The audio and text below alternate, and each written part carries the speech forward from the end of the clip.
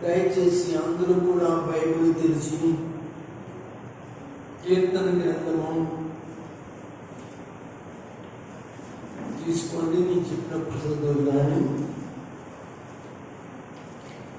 కీర్తన గ్రంథము 122వ కీర్తన 122వ కీర్తన చదవండి. యెహోవా మందిరములకు వెళ్ళుదమని జనులు నాతో అన్నప్పుడు నేను సంతోషించి తిని. మనకు వాక్యం కూడా చదువుగా 118వ కీర్తన 119వ కీర్తన 26వ వచనం చదవండి. యెహోవా పేరట వచ్చువాడు ఆశీర్వాదం నొందునుగాక. యెహోవా మందిరములో నుండి మేము దీవించుచున్నాము. అందరూ గట్టిగా స్తోత్రం చెప్పండి. ఈరోజు మన అంశం ఏంటో మీకు తెలుసా? రే అన్నిటిని పంపించింది. సరే అన్నది చెప్తాను.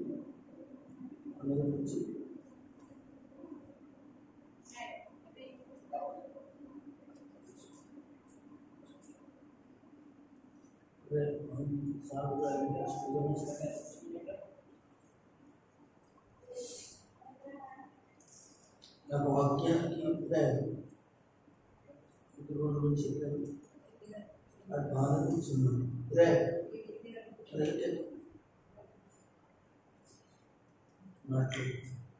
ఆ డీటెయిల్ ఈ దగ్గరని బాగా పాటలు పాడండి. అందరూ ఒకసారి స్తోత్రం చెప్పండి. మన అంశము ఏమిటి అంటే, మీకు జ్ఞాపకంతో లేదు, గత నెలలో 21వ తారీఖున ఆదివారం చెప్పాను. అలాగే గత నెల 28వ తారీఖున ఆదివారం చెప్పాను. అంటే 2 భాగాలు చెప్పాను. ఈరోజు 3వ భాగాన్ని కూడా మీ మధ్యలో ఉంచాలనుకుంటున్నాను. అంశం ఏమిటంటే, ఆదివారం మందిరం కలిగి ఉంట ప్రయోజనాలు.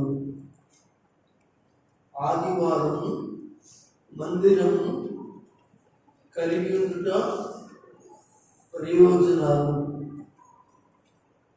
ఇక్కడ దేవుని మందిరమును గురించి దావీదు మాట్లాడుతున్నాడు. యెహోవా మందిరములకు వెళ్ళుదమని ఎవరైనా నాతో చెప్పినప్పుడు నాకు చాలా సంతోషం అవుతుంది అన్నాడు.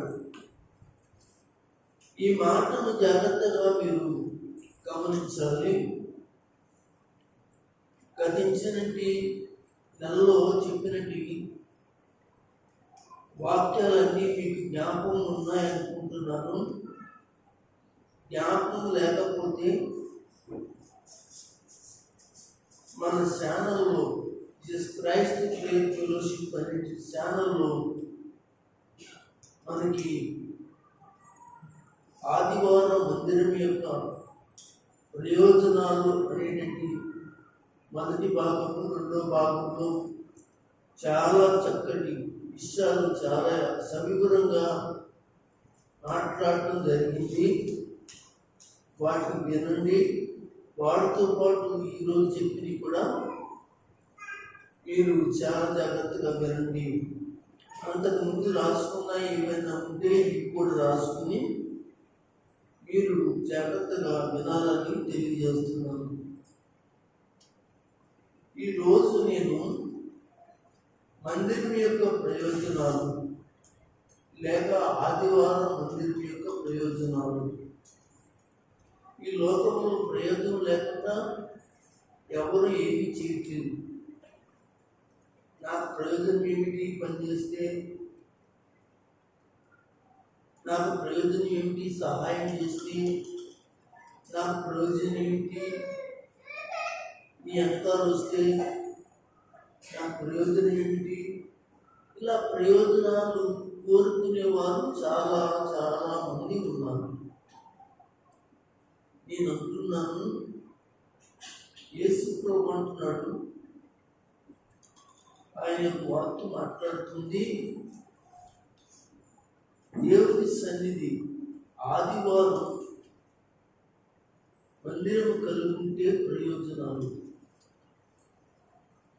నీ ఆత్మీయ జీవితానికి, నీ ప్రార్థనా జీవితానికి, నీ భక్తి జీవితానికి, ఇంకా చెప్పాలంటే అన్ని విషయాల్లో కూడా మందిరం చాలా చాలా చాలా ప్రాముఖ్యమైనది. అందుకే ఈ విషయాలు మనం నేర్చుకోవాలి. బైబిల్లో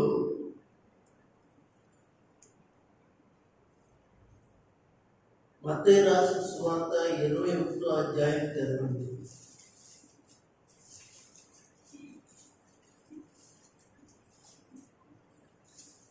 అందరూ తీసుకోండి మెల్లిగా. నేను చెప్పిన తర్వాత ఒకరు చక్కగా చదవగలని. 21వ అధ్యాయం మత్తయి రాసిన సువార్త 21వ అధ్యాయం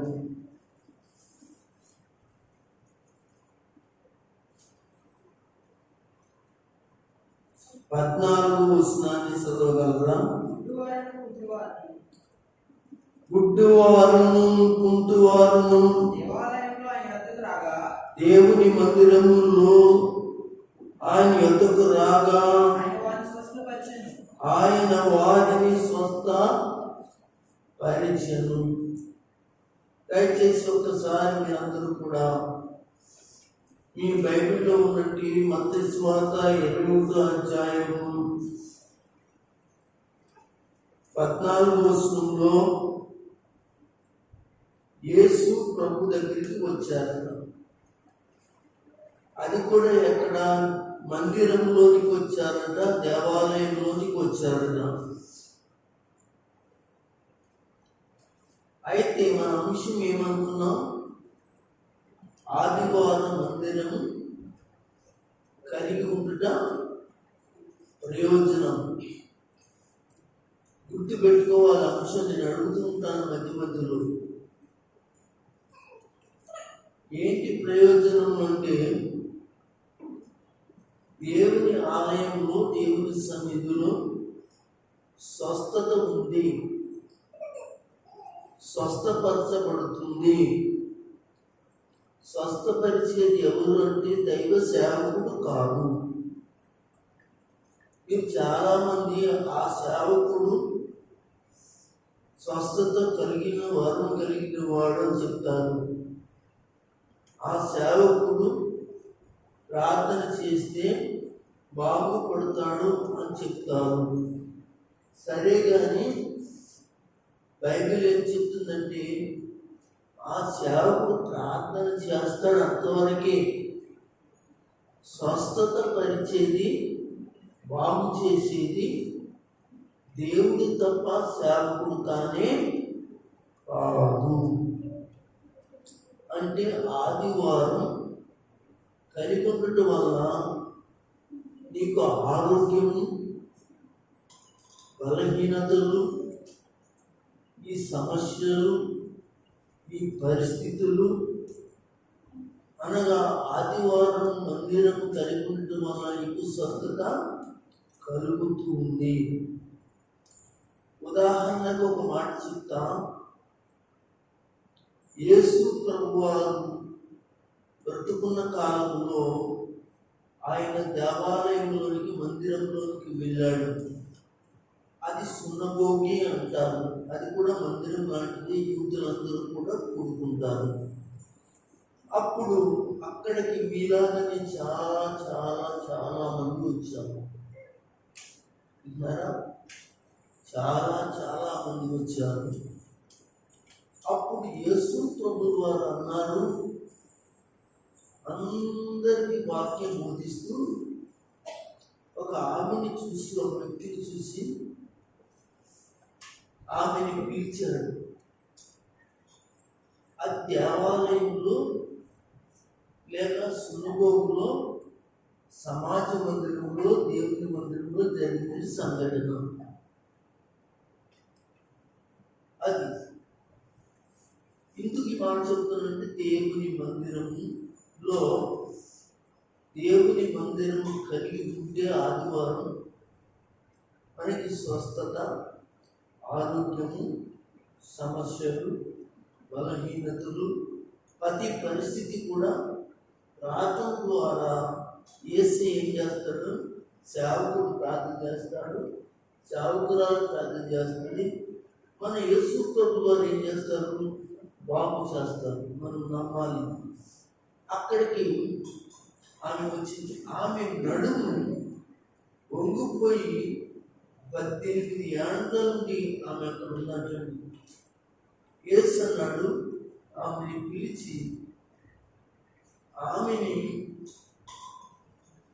పిలిచి నీకు స్వస్థత కలుగును అని చెప్పి ఆమె యొక్క కొరకు ఆయన మాట్లాడినప్పుడు నడుము వంగిపోయిన ఆమె యొక్క ఎన్నుపూస చక్కగా స్వస్థత కలిగి నిటారుగా నిలబడినట్లుగా బైబిల్లో చెప్పబడుతుంది.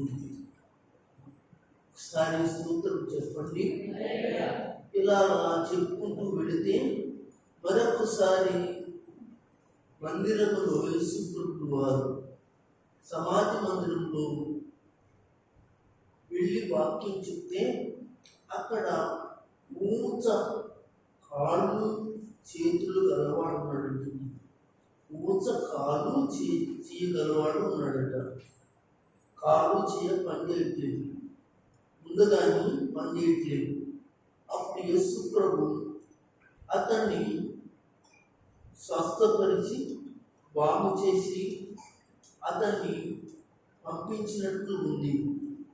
ఎందుకు ఈ విషయాలని చెప్తున్నానంటే, దేవుని మందిరంలో స్వస్థత ఉన్నది. ఏ మందిరంలో ఉంది? దేవుని మందిరంలో స్వస్థత ఉన్నది. అందుకే ఆదివారం దేవుని మందిరము కలిగి సంఘం ఉండాలి. ఆదివారమే కాదు కానీ ప్రతి ప్రార్థనా సమయాల్లో మన మందిరం కలిగి ఉంటే, మనకున్న బలహీనతలు ఉంటే, మనకున్న సమస్యలు ఉంటే, ప్రార్థన చేసేటువంటి సేవకుడితో ఏకీభవిస్తే,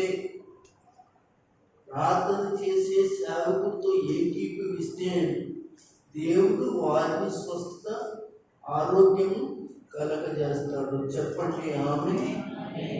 గట్టిగా చెప్పండి హల్లెలూయా. ఇప్పుడు మనం ఏం చెప్పుకున్నాం? దేవుని సన్నిధిలో స్వస్థత పొందుతాము అని చెప్పుకున్నాము. మరొక మాట కూడా మనం చెప్పుకోవడానికి ఇష్టపడదాం. దేవుని సన్నిధిలో ఒకసారి ఇందాక మాట ఒకసారి చదువుతారా? మత్తయి సువార్త 21.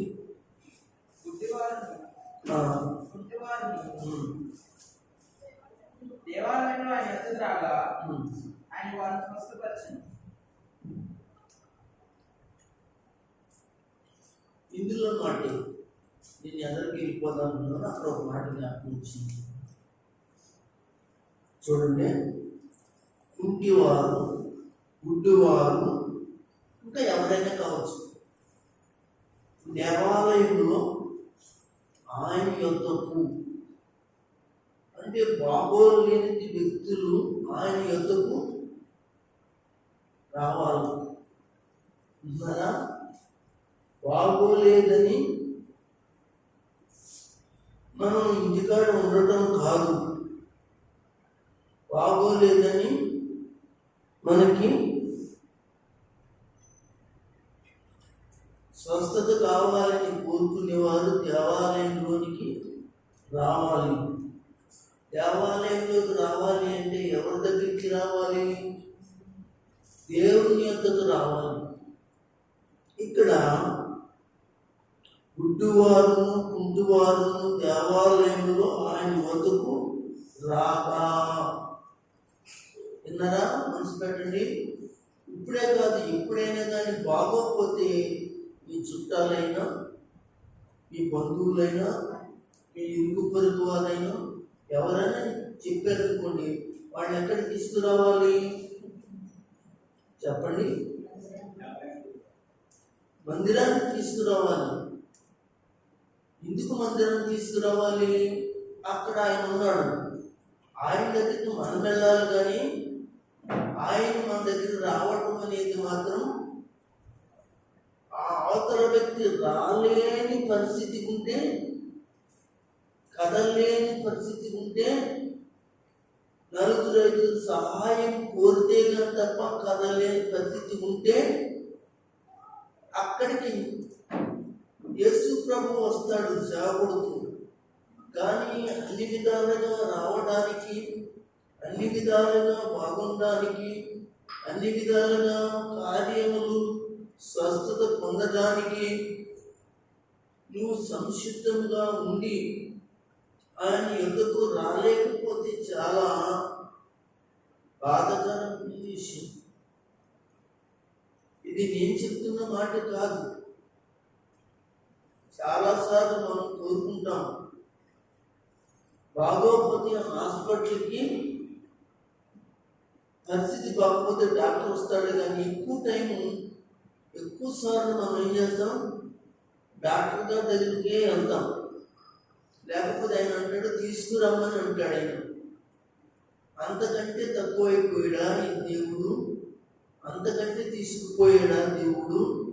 అంతకంటే దేవుడు నీచంగా కనపడుతున్నాడా ఒక మనిషి కంటే? దయచేసి అలా ఎప్పుడు చేయకండి. రేపన్న రోజున ఎప్పుడైనా బాగోకపోతే దేవుని దగ్గరికి, అంటే మందిరానికి, సేవకుల దగ్గరికి వచ్చి ప్రార్థన చేయాలి. మీకు తెలుసో తెలియదో వాక్యం ఉంది, ఏప్రిల్కి రాసిన పత్రిక 5వ అధ్యాయము 6వ వచనం చూడండి.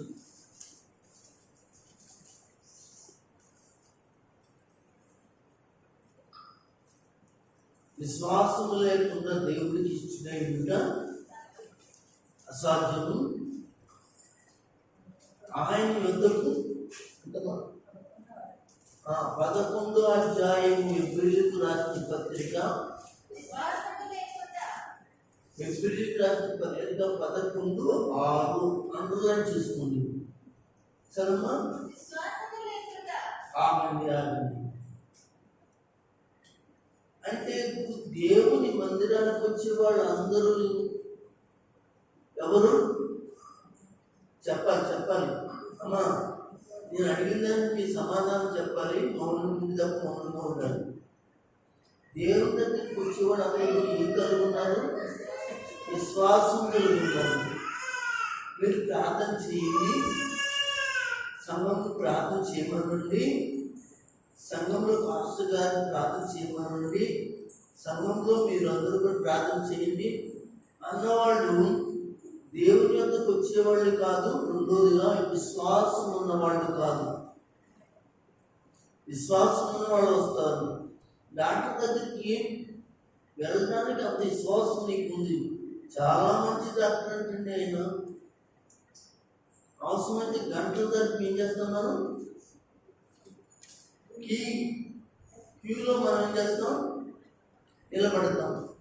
మరి అంతకంటే ఎక్కువ తీసుకుపోయాడా దేవుడు? మంచి దేవుడే, సహాయం చేసే దేవుడే. మీరు చేయండి మీ ప్రార్థన. తప్పు విశ్వాసము లేకుండా దేవుడికి ఇష్టం అసాధ్యము. అది దేవుడి దగ్గరికి వచ్చేవాడు ఆయన ఉన్నాడని తను ఏ కార్యం కొరకై ఎదుగుచున్నాడో, తడుపుతున్నాడో చూచుచున్నాడు, తట్టుచున్నాడు, ఎదుగుచున్నాడు. ఆ విషయంలో కార్యము చేయవాడని, సఫలము చేయవాడని నమ్మవలెను కదా. ఉన్నారా? నమ్మవలెను కదా. అందుకే ఇక్కడికి నేను ముందుకి వచ్చానంటే, ఇక్కడ ఆయన యొద్దకు రాగా ఆయన విడిచిపెట్టలేదు. వస్తే బాగు చేస్తాడు, వస్తే స్వస్థపరుస్తాడు. ఏమో డాక్టర్ చేయలేని కార్యము నిన్ను చూసి, ఈ ప్రార్థన చూసి, ఈ ఏడుపుని చూసి దేవుడు నిన్ను బాగు చేసి స్వస్థపరచొచ్చేమో దేవుని మందిరములో. చెప్పండి ఆమేన్. చెప్పండి హల్లెలూయా. అయితే మరొక మాట, రెండవ మాట, మూడో భాగంలో మొదటి మాట చెప్పుకున్నాం. రెండో మాట ఏమిటి అంటే, దేవుని సన్నిధిలో అద్భుతాలు జరుగుతాయి. ఎక్కడ జరుగుతాయి అద్భుతాలు? దేవుని సన్నిధిలో జరుగుతాయి. ఎందుకు దేవుని సన్నిధిలో జరుగుతాయంటే, అక్కడ ఆయన ఉంటాడు, అక్కడ ప్రార్థన ఉంటుంది. చదువుదామా జాగ్రత్తగా. అపోస్తలుల కార్యం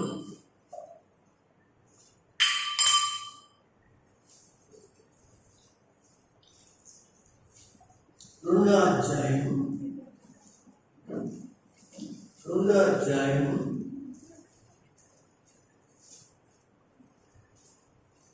43వ వచనం చదవండి.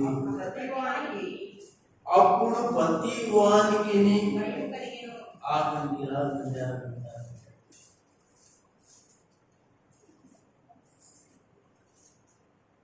అప్పుడు ప్రతివానికి భయం కలిగిందంట. ఎందుకు భయం కలిగిందంటే, అక్కడ అద్భుతాలు, ఆశ్చర్యాలు, గొప్ప కార్యాలు అక్కడ జరుగుతూ ఉంటే చూసిన ప్రజలందరూ కూడా విభ్రాంతి నుండి భయపడి వణికిపోయి, ఏంటి ఇంత గొప్ప శక్తి ఏంటి యేసులో అని భయపడ్డారంట. సౌలుకు అప్పుడు ప్రతి వారికి భయం కలిగెను. మరియు చూసారా, అనేక మహత్కార్యములు, కాళ్ళు, చేతులు, కళ్ళు, యువతి కాదు, అనేక రకరకాల అద్భుతాలు. దేవుని మందిరంలో కూడుకున్న వాళ్ళందరికీ కూడా దైవ సేవకులు ప్రార్థన చేస్తూ ఉంటే మందిరంలో అనేక మహత్కార్యములు, సూచక క్రియలను అపోస్తలుల ద్వారా జరిగెను. దేవునికి స్తోత్రం. గట్టిగా చెప్పండి. మందిరము దేవుని సేవకుల ద్వారా జరుగుతున్నాయి. చేసేది దేవుడే, అలా చెప్తున్నాను. కానీ మీ కార్యాల కొరకు, మీ అవస్థల కొరకు ప్రార్థన చేసేదమును అభిషేకించబడిన దైవ సేవకుడు, దైవ సేవకురాలు, వారిపై అభిషేకం ఉంది. ఆ అభిషేకము అద్భుతమైన కార్యాలు, గొప్ప శక్తి కలిగిన కార్యాలు, మహత్కార్యాలు, సూచక్రియలు, ఆ అభిషేకం ఏం చేస్తుందంటే కదిలించి అద్భుతాలు జరిగిస్తుంది. అందరూ గట్టిగా చెప్పండి. గట్టిగా ఆమేన్ చెప్పండి. ఆమేన్. గనుక ప్రియమైన వాళ్ళారా, నిర్గమకాండం కూడా చూద్దాం. ఇందులోనే ఒక మాట, నిర్గమకాండము 34వ అధ్యాయం 30. నిర్గమకాండం 34 10వ వచనం చదువుతారా? అందుకు ఆయన, ఇదిగో నేను ఒక నిబంధన చేయుచున్నాను. విన్నారా? భూమి మీద ఎక్కడైనను, ఏ జనులలో నైనను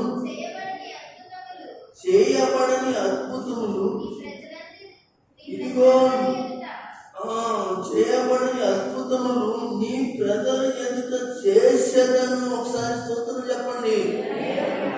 ఎంత గొప్ప దేవుడు మన దేవుడు.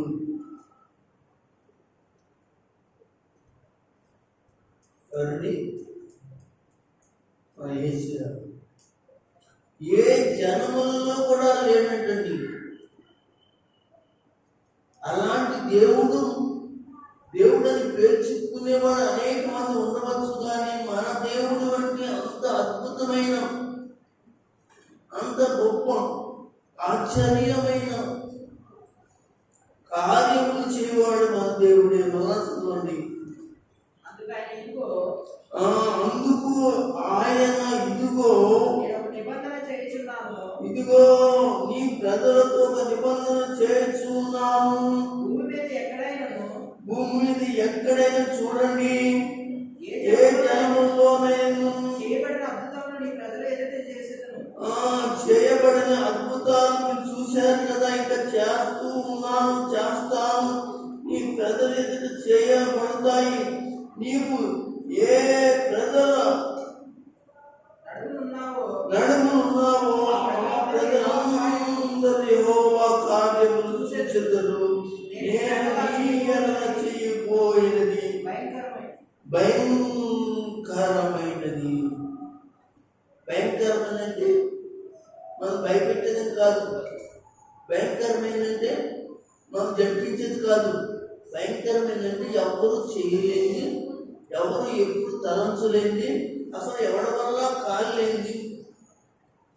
అంటే బండలో నీళ్ళు వస్తాయా? దేవుడి బండలో నీళ్ళు రప్పించారు. చాలా భయంకరమైనది కదా. సముద్రం 2 పాయలు నిండిపోయింది కానీ అది భయంకరమైనది కదా. అవును, చాలా భయంకరమైనది, అద్భుతం. మన్నా ఆకాశం నుంచి కురిపించాడు. ఆకాశం నుంచి ధాన్యం వచ్చింది. అసలు ఎక్కడైనా జరిగిన పని కదా. చాలా అద్భుతం. ఇలా చెప్పుకుంటూ వెళ్తే దేవుని సన్నిధిని కలిగి ఉన్న వారికి దేవుడు అద్భుతాలు కలగజేస్తాడు.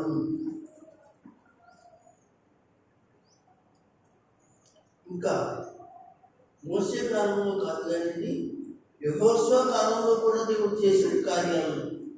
యెహోషువ గ్రంథం 3వ అధ్యాయం 5వ వచనం చదవండి.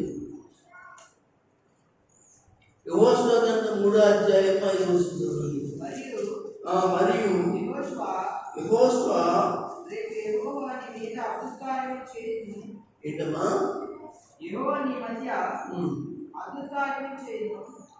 అద్భుత కార్యము చేయును.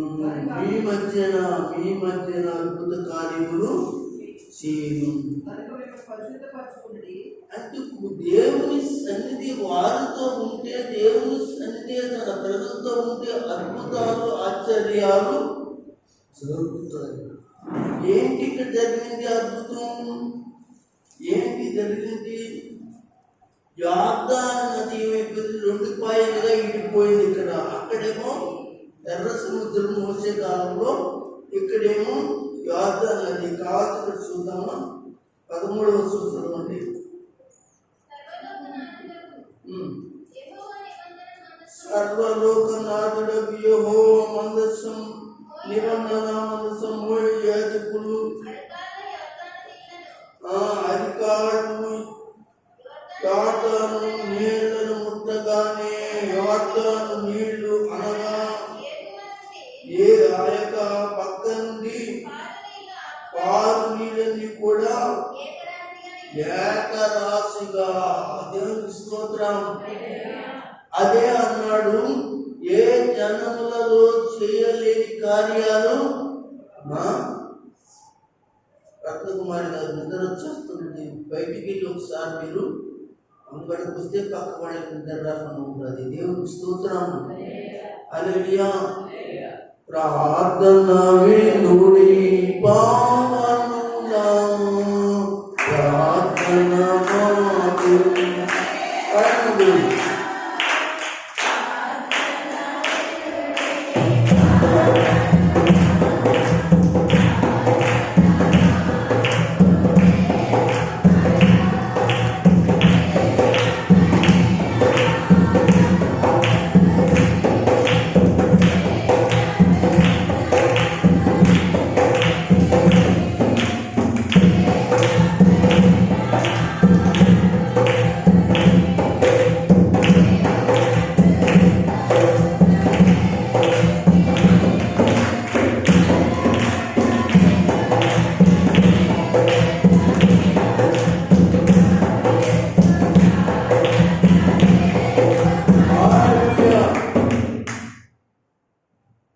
మన అంశం ఏమిటండి?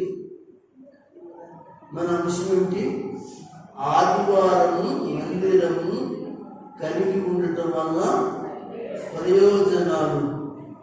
మనం 2 విషయాలు చెప్పుకున్నాం. ఇంకొక 2-3 విషయాలు చెప్పుకొని ముగించుకున్నాం. కానీ 1 స్వస్థత కలుగుతుంది మందిరంలో, 2 అద్భుతాలు జరుగుతాయని చదువుకున్నాం. 3 దేవుని సన్నిధిలో పాప క్షమాపణ దొరుకుతుంది. ఈ లోకం పాపంలో ఉంది. ఇంతకుముందు మనం కూడా ఈ పాపలోకంలో పాపాలు చేస్తూ పాపాలను చూస్తూ జీవించిన వాళ్ళని.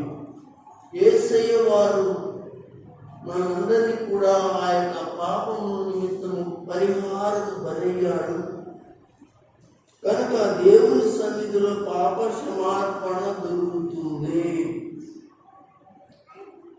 లేవికాండం చూద్దాం. లేవికాండం చూద్దాము. 6వ అధ్యాయము లోనికి రండి. 6వ అధ్యాయము లోనికి రండి. 6వ అధ్యాయము లోనికి వచ్చి 7వ వచనాన్ని చదువుకోండి. ఆ యాజకుడు విన్నారా? ఆ యాజకుడు యెహోవా సన్నిధిని, ఆంధ్రం ఏ సన్నిధిని మర్చిపోకూడదు. మనం సబ్జెక్టు దేవుని మందిరం యొక్క ప్రయోజనాలు. ఆదివారం దేవుని మందిరం యొక్క ప్రయోజనాలలో ఇక్కడ మన యొక్క 3వ మాట మనకి కనబడుతుంది. దేవుని సన్నిధిలో పాప క్షమాపణ. ఆ యాజకుడు యెహోవా సన్నిధిని అతని నిమిత్తము ప్రాయశ్చిత్తము చేయగా అతడు అపరాధి ఎదురట్టు తాను చేసిన వాటన్నిటిలో ప్రతి దాని విషయంలో అతనికి క్షమాపణ కలుగును. ఏం కలిగిందని? అవతల వాడు చేసినది ప్రతి పాపం, దొంగతనం, రకరకాలన్నింటినీ కూడా దేవుని మందిరానికి గొర్రెలను, మేకలను, పావురాలను ఇంకా వగేరా తీసుకొచ్చి ఆ రక్తాన్ని భరించినప్పుడు ఆ యాజకుడు ఏం చేస్తాడంటే నీ పాప క్షమాపణ పొందింది, నీవు అనగా నీకు పాప క్షమాపణ దొరికింది అని విషయాన్ని ఇక్కడ జ్ఞాపకం చేస్తున్నాడు. ఇప్పుడు ఇది పాత నిబంధనలో జరిగిన విషయం.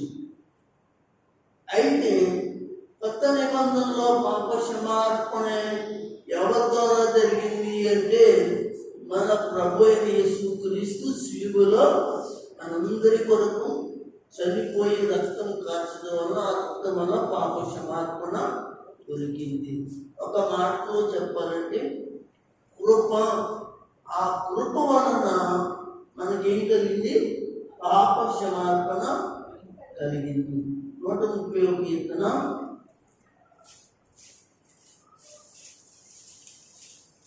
6-7 వచనాలు ఒకసారి చూడగలరా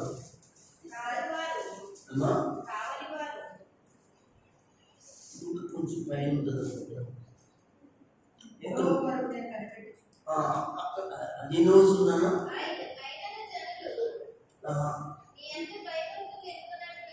అవుతుంది. వచనం చెప్పాలి, చదువుకుంటూ వెళ్ళిపోకూడదు. 4వ వచనం 5వ వచనం కదా. సరే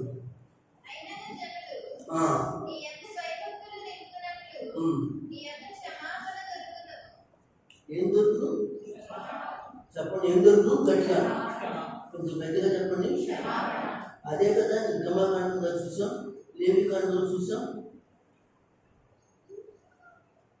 అతడు యాజకుడు ఒక వ్యక్తి నిమిత్తం పాప క్షమాపణ నిమిత్తం, పశ్చాత్తాపం నిమిత్తం, పాప క్షమాపణ నిమిత్తం బలి అర్పిస్తున్నాడు. ఇక్కడ ఏమంటున్నాడు? ఏం దొరుకును? పాప క్షమాపణ దొరుకును. ఆ సర్వము జనులు ఉమ్, ఉమ్, ఉమ్, ఉమ్, ఉమ్, ఉమ్, ఉమ్, ఉమ్, ఉమ్, ఉమ్, ఉమ్,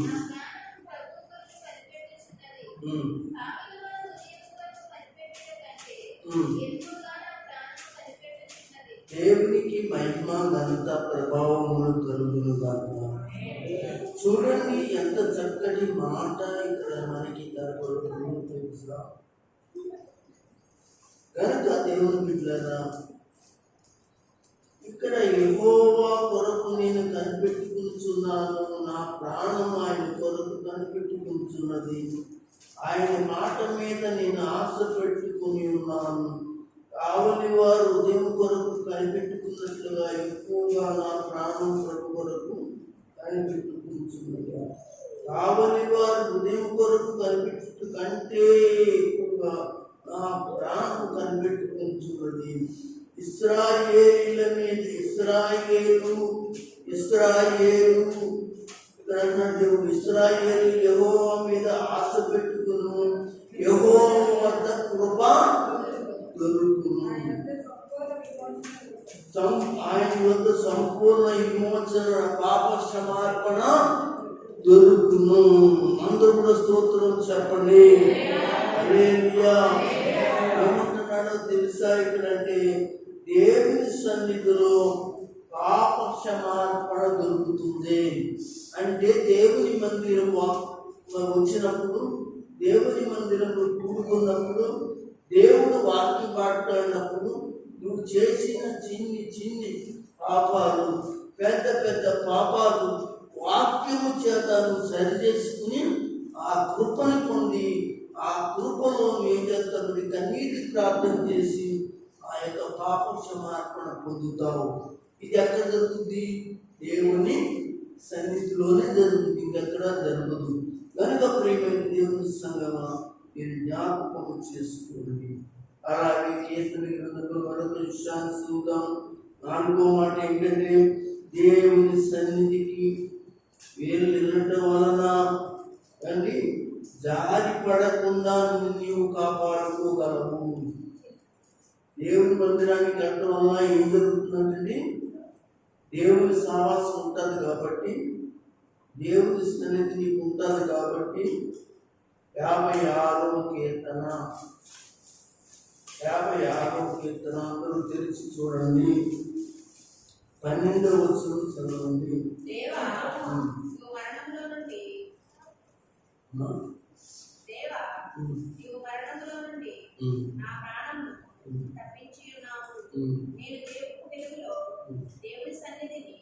సంచరించినట్లు జారిపడకుండా నువ్వు నా పాదములను తప్పించి ఉన్నావు.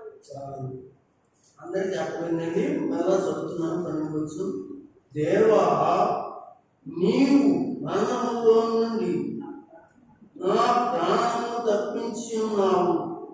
నేను జీవపు ఎలుగులో దేవుని సన్నిధిని సంచరించినట్లు, దేవుని మందిరములో సంచరించినట్లు జారి పడకుండా పాపములో, శాపములో, లోకములో జారి పడకుండానట్లుగా నీవు నా పాదములు ఏం చేశావు? తప్పించావు. అందరు గట్టిగా స్తోత్రం చెప్పగలరా? అంటే నువ్వు మందిరానికి రావడం వల్ల నువ్వేం చేయబడతావు తెలుసంటే, జారి పడకుండా కాపాడబడతావు. అంటే దేవుని వాక్యం ఏం చేస్తుంది చెప్పే? దేవుని వాక్యం ఏం చేస్తుందండి? రే బాబు చెప్పు, దేవుని వాక్యం ఏం చేస్తుంది? 119 చదవండి. అది అన్ని కంటత వాక్యాలే కదా. 119 ఎవరొస్తుంది దేని చేత మాట్లాడుతుంది చర్చించుకుంటారు. ఆదివారం వాక్యం వినటం వల్ల మాత్రమే పారిపోకుండా కాపాడుకుని వాళ్ళు ఏం చేస్తారో తెలుసా? జాగ్రత్త పడతారు. అదే కదా? అదే ఉందా? అది లేదు. నేను చెప్పానంటే చూడండి. ఎవరొస్తారు నడక జాగ్రత్త పరుచుకుందరు. వాక్యం చేతే కదా. ఎక్కడుంది వాక్యం?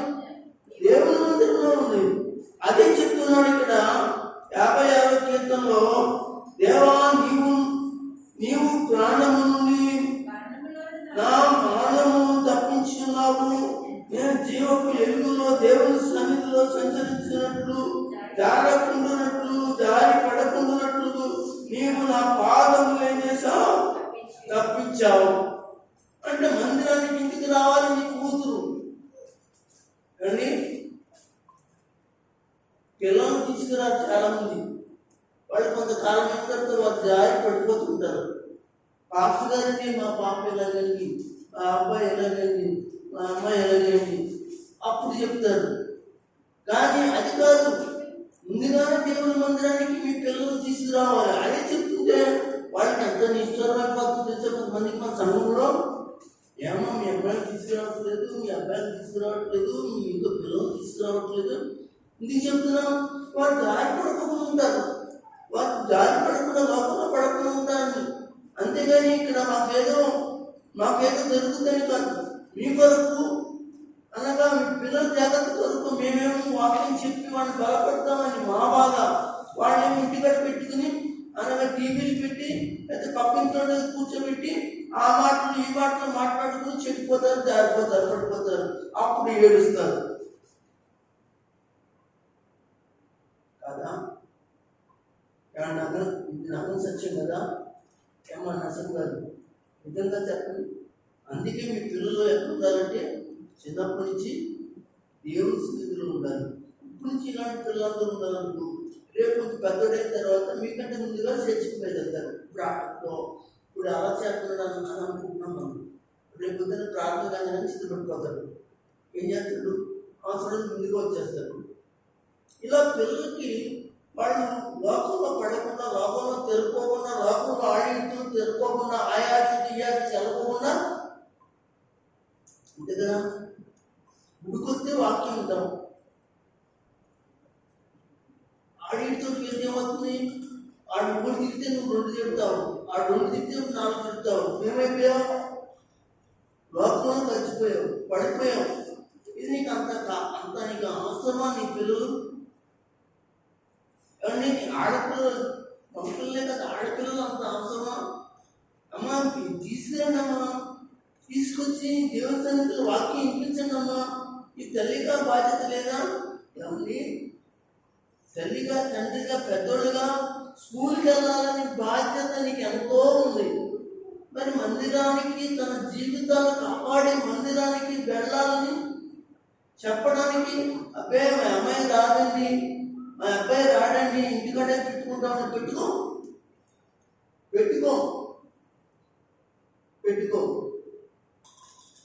తనకి వెళ్ళిపోతాడు సైతాన్ గారు, లోపల పడిపోతాడు.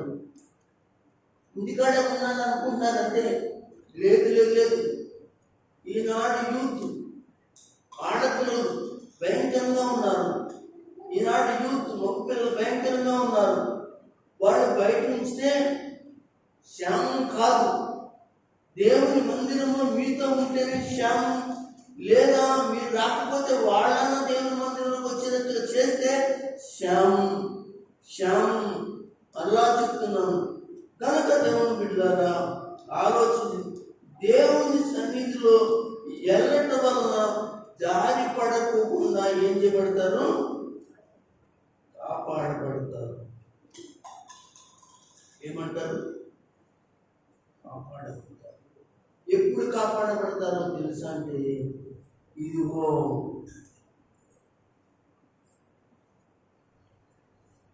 ఆదివారం దేవుని మందిరం కలిగి ఉంది.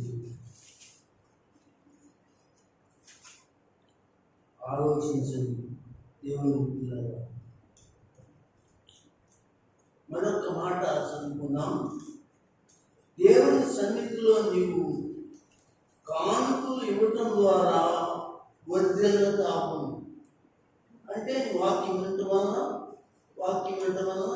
ప్రార్థన వినటం వలన పరిచర్య చేయటం వలన దేవుని కార్యక్రమాలు నిమిత్తం నువ్వు కానుక ఇవ్వటం. అది ఏ కానుకైనా కృతజ్ఞత కానుక, మొక్కుబడి కానుక, ఒక ప్రత్యేకమైన కానుక, లేక దక్షిణభాగమైన కానుక, లేకపోతే అమావాస్య కానుక, లేకపోతే ఇంకో కానుక ఏ కానుకైనా ఇవ్వటం వల్ల వర్ధిల్లబడతాం. దేవుని మందిరంలోనే వెయ్యాలి కాబట్టి ఆదివారం దేవుని మందిరం ప్రయోజనకరమైన మరొకటి ఏంటంటే దేవుని సన్నిధిలో దేవునికి సమర్పించుకునే కానుక ద్వారా కూడా వర్ధిల్లుతాం.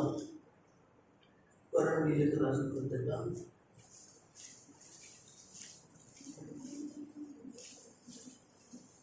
1 కొరింథీయులకు రాసిన పత్రిక 1 కొరింథీయులకు రాసిన పత్రిక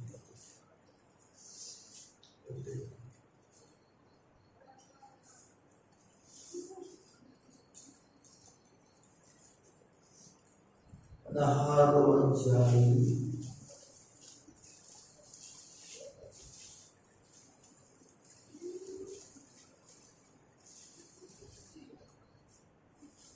2వ వచనం చదవండి.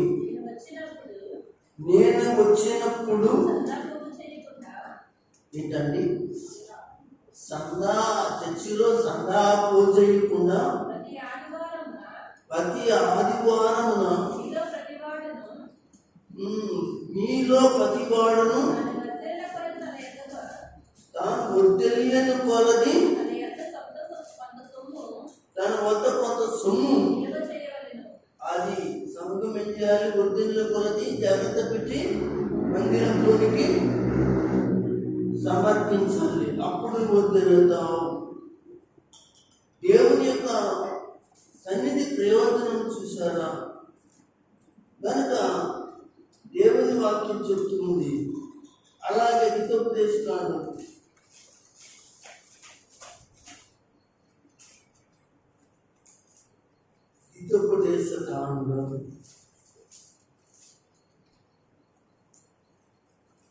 16వ అధ్యాయం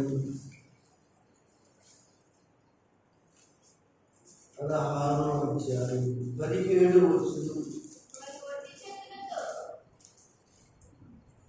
హితోపదేశకాండం 16వ అధ్యాయము 17వ వచనంలో రాయబడింది, వారు ఒట్టి చేతులతో దేవుని సన్నిధిని కనపడకూడదంటే, ఒట్టి చేతులతో కనపడకూడదంటే నీ దేవుడైన యెహోవా నీకు అనుగ్రహించిన దీవెన చొప్పున ప్రతి వాడు తన శక్తి కొలది ఇయ్యవలెను. దేవునికి స్తోత్రం. పాస్టర్ గారికి ఇయ్యాలా? దేవునికి ఇయ్యాలా? దేవునికి మానికి ఇవ్వాలి. ఏమండి పాస్టర్ గారికి కానుక ఇస్తున్నానండి, పాస్టర్ గారికి కానుక ఇవ్వాలండి అనే మాట మీరు ఎప్పుడైనా అన్నారు అనుకోండి, అది శూన్యమైపోతుంది. దేవుడికి ఇవ్వాలి. అది మీటింగ్ ఖర్చు అయినా, చర్చిలో ఖర్చు అయినా, ఇతర ఖర్చు అయినా, పాస్టర్ గారు ఖర్చు పెట్టినా, లేకపోతే వాళ్ళ కుటుంబానికి ఖర్చు పెట్టినా దేవుని కొరకు చేస్తున్నాం. పాస్టర్ గారు చేసినా దేవుని కొరకే, పాస్టర్ గారి పిల్లలకు చేసినా దేవుని కొరకే, దేవుని యొక్క పరిచర్య కొరకు చేసినా దేవుని కొరకే, అలాగే సంఘ విశ్వాసుల కొరకు ఏదైనా చేస్తే అలా దేవుని కొరకే. విన్నారా? కనుక దేవుని సన్నిధిలో నీవు కానుకలు ఇవ్వటం వల్ల, తీసుకురావటం వల్ల, సహకరించడం వలన కదా. మనకు ఎవరో వచ్చారు, ఏదో సహకరించాం, అది దేవునికి ఇచ్చాం. కానీ ఇవ్వగలిగిన వాళ్ళకి చేతులు ఉన్న వాళ్ళందరూ ఇచ్చారు, మంచిది. అంతకుముందు చాలాసార్లు అలాగే చాలా మందికి ఇచ్చారు. ఎవరికి ఇచ్చారు? మీరు వాళ్ళకి ఇవ్వలేదు, దేవునికి ఇచ్చారు. దేవుని మందిరంలో ఏది ఇచ్చినా ఏమండి అది దేవునికి ఇవ్వబడిందే తప్ప మనుషులకు కాదు. నేను పాస్టర్ గారికి ఇవ్వకపోతే పాస్టర్ గారు ఎలా బతుకుతాడు? నేను ఇవ్వబట్టి ఆయన బతుకుతున్నాడు, నేను కాబట్టి ఆయన మంచి కారు కొనుక్కున్నాడు, నేను ఇవ్వబట్టి మంచి ఇల్లు కట్టుకున్నాడు, నేను ఇవ్వబట్టి మంచి బట్టలు వేసుకుంటున్నాడు, నేను ఇవ్వబట్టి వాళ్ళ పిల్లలు బాగా చదువుకుంటున్నారు. లేదు లేదు, మీరు ఎలా అనుకుంటున్నారేమో, నేనేమనుకుంటున్నాను తెలుసా? నేను మంచి కారు కొన్నానంటే దేవుడు నాకు ఇచ్చాడు, మంచి బట్టలు వేసుకుంటున్నానంటే దేవుడు నాకు ఇచ్చాడు, మంచి పొలం కొన్నానంటే దేవుడు నాకు ఇచ్చాడు. మంచి బంగారం కొనుక్కున్నానంటే దేవుడు నాకు ఇచ్చాడు. ఇలా రండి, దేవుడు నాకు ఇచ్చింది. మీరు ఒకవేళ అనుకోవచ్చు, బయట వాళ్ళు అనుకోవచ్చు, అందరూ తేవడం వల్లే ఆయన పైకి వస్తున్నాడు అని అనుకోవచ్చు. కానీ తప్పు అనుకున్న వాళ్ళకి పొరపాటు. అది వినేవాళ్ళు కూడా ఏం చేయాలంటే, మేము దేవునికి పట్టుకెళ్తున్నాం, మనుషులు కాదు అన్నప్పుడు అప్పుడు ఆ కానుక దేవుని సన్నిధిలో మీకు దీవెనకరంగా వర్ధిల్ల పడినట్లుగా దేవుడు ఆ కానుకను నేను దీవిస్తాడు. అది రూపాయి అయినా ఎంతైనా. అర్థమవుతుందా? దేవుని సన్నిధిలో మనం చెప్పుకున్న విషయాలు 5 విషయాలు చెప్పగలరా? 1 చెప్పండి అమ్మా. 1 స్వస్థత కలుగుతుంది దేవుని మందిరంలో. 2 అద్భుతాలు జరుగుతున్నాయి.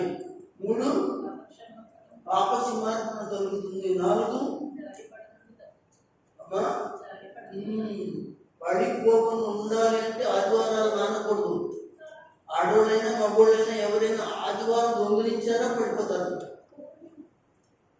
అందుకని మందిరం అవసరం. 5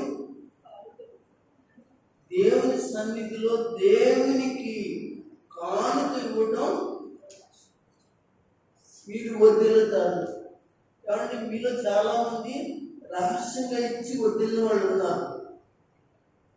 మీకు అర్థమవుతుందా? నాకు తెలుసు, కొంతమంది రహస్యంగా దేవునికి ఇచ్చి వదిలారు. అంటే రహస్యంగా ఇచ్చి వదిలుతారా?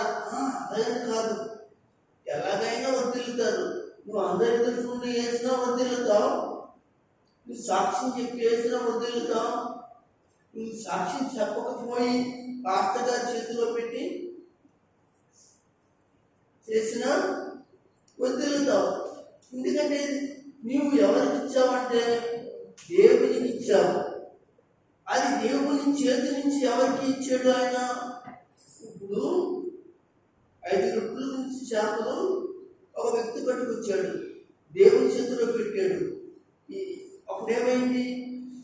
5,000 మందికి సరిపోయింది. అంటే ఇన్ని 2 చేపలు 5 రొట్టెలు. అంటే దేవుని ఎదుట పెట్టింది ఏదైనా పెరుగుద్ది కానీ తప్ప తరగదు. అంతే కదా? ఒక నుయ్యి ఉందండి, ఆ నూతిలో నీళ్లు తోడుతుంటే ఊరుతూ ఉంటాయి. మీకు అర్థమైందా? ఈ గాజుకు నీళ్లు తోడుతుంటూ ఊరుతాయి. అలాగే పెట్టుకుని ఉంటే కుళ్ళిపోతాయి. ఆ నీళ్ళు ఎవరికి నీకు పనికిరావు, ఎవరికి పనికిరావు. కనుక దేవుని కానుకలో కూడా, దేవునికి ఇచ్చే విషయంలో కూడా నువ్వు అలాగే ఉంటే ఏటేటికో పుచ్చిపోతాయి, ఏటేటికో పుల్లెట్టతాయి, ఏటేటికో వెళ్ళిపోతాయి. కనుక దయచేసి నేను అంటున్నాను, దేవుని సన్నిధిని ప్రయోజనకరమైన విషయాలు నేర్చుకున్నాము గత వారంలో, గత నెలలో. ఈ వారంలో కూడా అదే విషయాన్ని మీతో మాట్లాడుతున్నాను. అలా చేయండి, ఆశీర్వదించబడి దేవుని కార్యాలు చూడండి. మీ యొక్క కార్యాలు బట్టి అనేక మంది సంతోషించినట్లుగా మీరు అలాగా ఆదివారం దేవుని మందిరం యొక్క నిలువెంటూ గుర్తెరగండి, నడవండి. దేవుని మాటలు మనందరి వినికుల్లో ప్రభు దీవించును గాక. 2 చేతులు పైకెత్తి స్తోత్రం చెప్పండి, గట్టిగా చెప్పండి.